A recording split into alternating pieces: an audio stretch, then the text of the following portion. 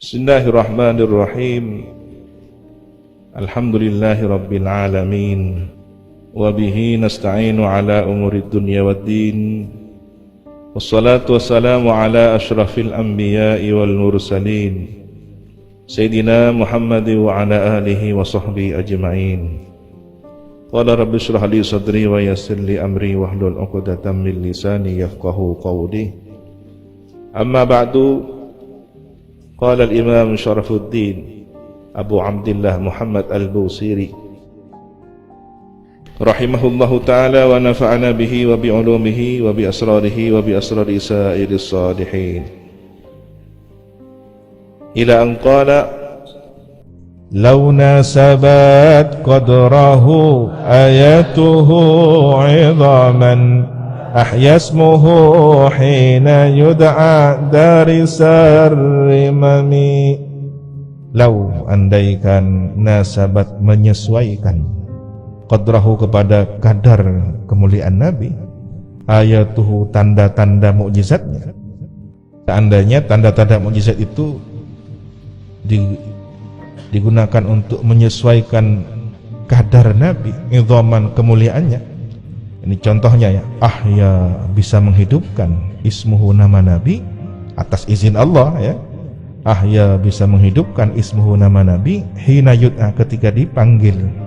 Menghidupkan apa? Darisan rimami, tulang belulang yang telah usang. Jadi tulang belulang kalau kemudian dipanggil disebut nama Nabi, maka akan hidup kembali atas izin Allah. Nah, ini hati-hati, jangan salah paham. Jangan kemudian salah anggap. Nabi Isa pun begitu. Mukjizatnya Nabi Isa ketika beliau menghidupkan tulang belulang yang sudah hancur itu menjadi sosok makhluk baru, hidup kembali. Biiznillah, biqudratillah, bukan atas kemampuan Nabi Isa semata. Kekuatan yang Allah berikan, Allah izinkan kepada Nabi Isa. Maka Nabi Muhammad pun demikian. Kalau Nabi Isa mampu dengan mukjizatnya, Nabi Muhammad disebutkan namanya, maka tulang belulang yang sudah usang itu bisa hidup kembali. Bagaimana kalau kemudian nama Nabi bisa menghidupkan sesuatu yang sudah dianggap mati? Jika ada orang yang hatinya mati, sudah keras mati, tidak dapat hidayah, menyebut, diajari setiap hari menyebut nama Nabi, sallallahu ala Muhammad, Allahumma salli ala Sayyidina Muhammad, ya Nabi salam alaika, terus diajari begitu. Yang hatinya sudah keras, perilakunya sudah seperti orang mati dalam keadaan hidup sebenarnya ya. Dia sudah tidak punya nilai. Masih ada kesempatan dengan kehebatan nama Nabi. Oleh karena itu masih ada harapan ya. Ada harapan. Orang-orang yang keras hatinya, orang-orang yang sudah mati, katakanlah mati hati, masih bisa hidup berkat menyebut nama Nabi Muhammad sallallahu alaihi wasallam.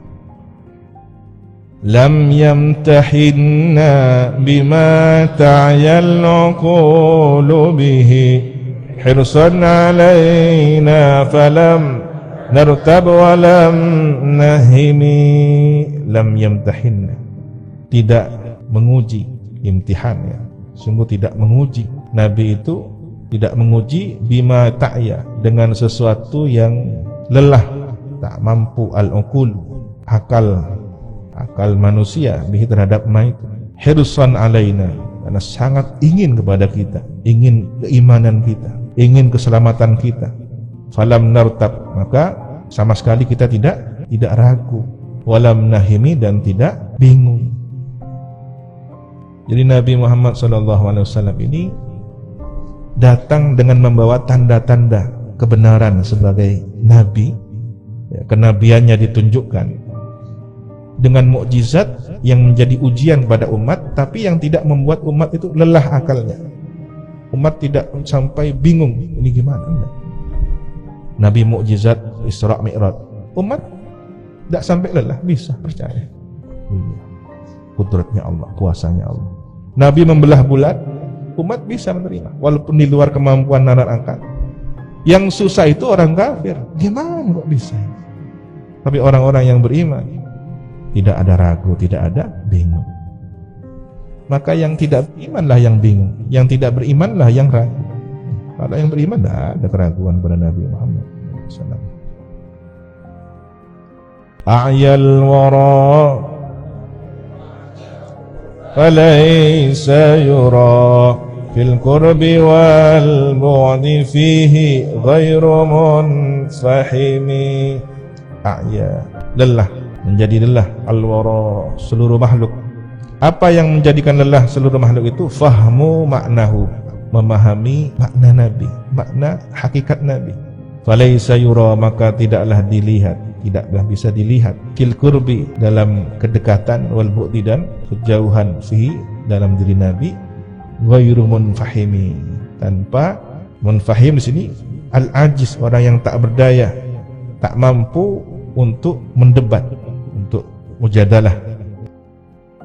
Saking betapa agungnya makna sosok Nabi Muhammad, maka makhluk, seluruh makhluk ini lelah, tak mampu untuk memahami hakikat Nabi.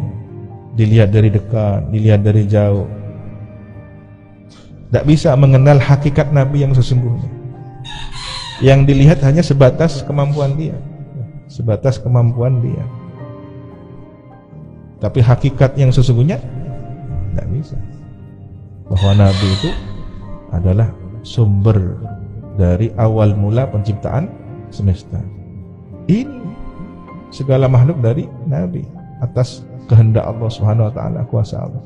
Tapi yang ada di sekitarnya melihat hanya sebatas, oh ini putranya Sayyid Abdullah, ini pernah diasuh, ya, sebatas mengatakan ini pernah diasuh oleh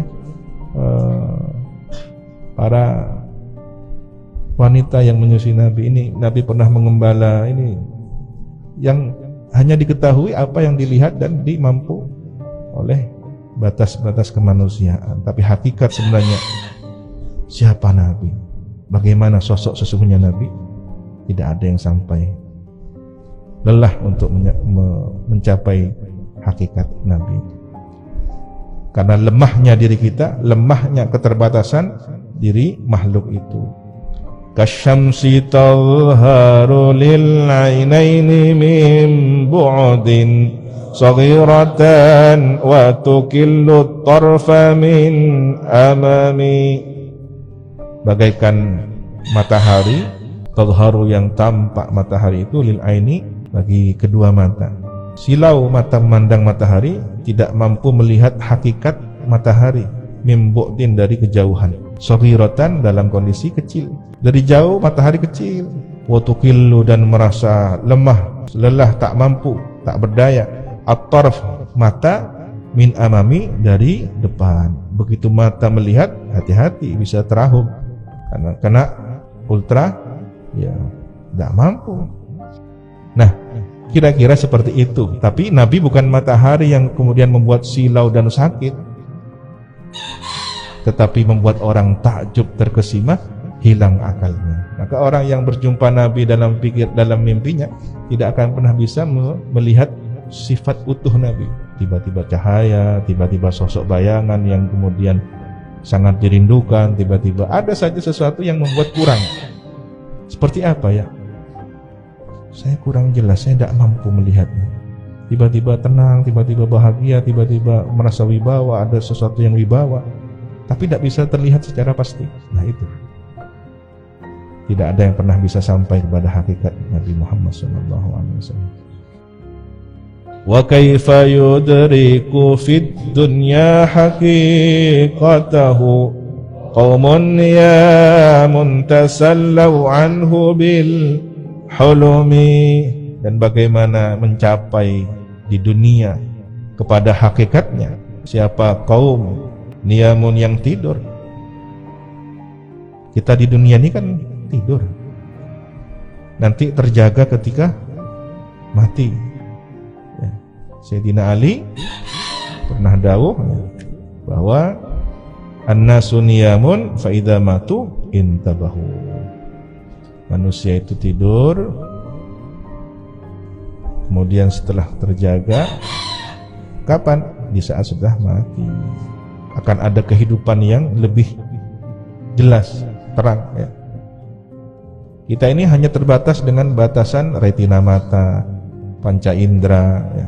Apa yang kita pahami, yang kita ketahui saat di dunia ini pada batasan fungsi organ tubuh kita. Tapi nanti di alam barzah akan dibuka, disingkap dimensi alam lain. Ternyata ruh bisa pergi ke sana kemari, bisa menembus ruang waktu, bisa menembus tembok, bisa menembus zaman. Ada banyak rahasia lain. Nah, bagaimana orang bisa kenal Nabi Muhammad SAW di dunia, sementara dia itu di dunia sedang tidur? Ya hanya mimpi saja.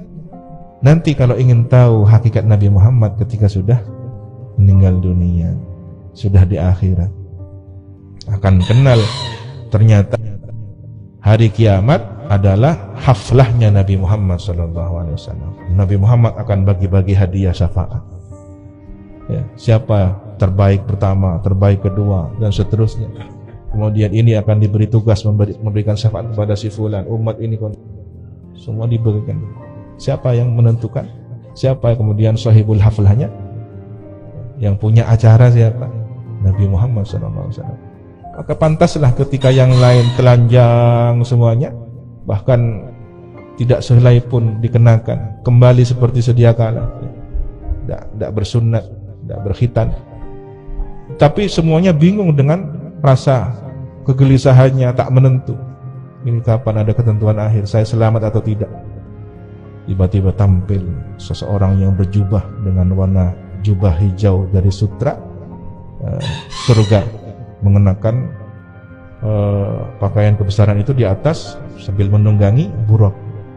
Beliau baginda Nabi Muhammad SAW. Jadi satu-satunya manusia yang berpakaian hanya Nabi Muhammad SAW nanti di padang mahsyar. Itu baru informasi ya, disingkap atas dasar informasi. Hakikatnya bagaimana kita tidak tahu. Tasallau anhu, melupakan kaum itu anhu tentang Nabi bil hulumi, dengan sebab mimpi.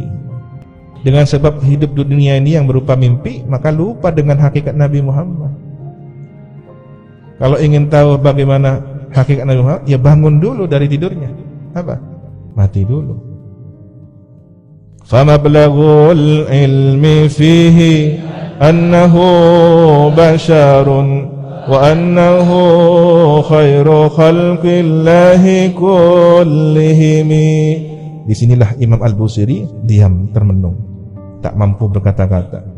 Famablaghul ilmi, maka batas akhir, puncak akhir ilmu fihi tentang Nabi, annahu basyarun, bahwa beliau adalah manusia. Begitu akan melanjutkan sisa bait, setelahnya beliau terhenti, tak bisa berucap apa-apa. Diulangi lagi, famablaghul ilmi fihi annahu basyar, famablag, diam. Nah, dalam mimpinya itulah kemudian oleh baginda Nabi Muhammad dipersilahkan, teruskan, lanjutkan ucapanmu. Tapi tidak bisa, Imam Al-Busiri tidak bisa. Sampai kemudian Nabi sendiri yang mendikte. Wa annahu khairu khalqillahi kullihim, maka bagian ini adalah ucapan sabda Nabi Muhammad SAW. Disinilah kemudian Imam Al-Busiri mengulang-ulanginya untuk menjaga, untuk merasakan kelezatan mengucapkan kalimat yang pernah terucap dari lisan Nabi Muhammad SAW. Nah, ini kalau santri tahu sejarahnya, setiap membaca kalimat ini akan menikmatinya. Famablaghul ilmi fihi annahu basyarun wa annahu khairu khalqillahi kullihim. Famablaghul ilmi fihi annahu basyarun wa annahu khairu khalqillahi kullihim. Famablaghul ilmi fihi annahu basyarun wa annahu khairu khalqillahi kullihim. Maka batas puncak ilmu manusia tentang Nabi bahwasanya beliau hanyalah basyarun, manusia seperti manusia lainnya. Tetapi wa annahu, sesungguhnya annahu ya, padahal ya Nabi itu khairu khalqillah, terbaik makhluk Allah kullihim, seluruhnya. Batasnya manusia mengetahui Nabi, beliau hanya manusia biasa. Nah, orang yang hanya mengenal Nabi Muhammad seperti manusia biasa, ya dia berarti biasa-biasa. Tapi kalau sudah mulai belajar mengenal bahwa Nabi adalah khairu khalqillahi kullihim, ini sudah beranjak naik pada tingkatan tidak biasa, bahkan bisa jadi luar biasa. Kita ini akan menjadi istimewa sesuai dengan pengenalan kita kepada Nabi Muhammad SAW. Makanya kalau kemudian ada orang cerita Nabi Muhammad dengan cara guyonan, cara yang tidak sopan, Nabi Muhammad seperti apa, masih kecilnya begini, pernah sakit mata, apa misalnya, khawatir belum mencicipi tingkatan cita rasa dzauq annahu khairu khalqillahi kullihim. Kalau sudah tahu sampai hati-hati lisannya, dia akan sangat memilih kata-kata, sangat hati-hati ya. Memilih kata-kata nggak sembarangan. Kayak ngastet ini, si madhabu Kanjeng Nabi ndak rusak tak banget. Tapi kemudian pas mapas Kanjeng Nabi, apalagi kurang ajar pilihan kata-katanya, ya itu dah harganya dia. Ya, nilai harga umat ini disesuaikan dengan bagaimana sikap dia kepada Nabi Muhammad SAW. Subhanakallahumma wa bihamdika asyhadu an la ilaha illa anta astaghfiruka wa atubu ilaik. Wa sallallahu ala sayyidina Muhammadin wa ala alihi wa sahbihi wa sallam. Alhamdulillahi rabbil alamin.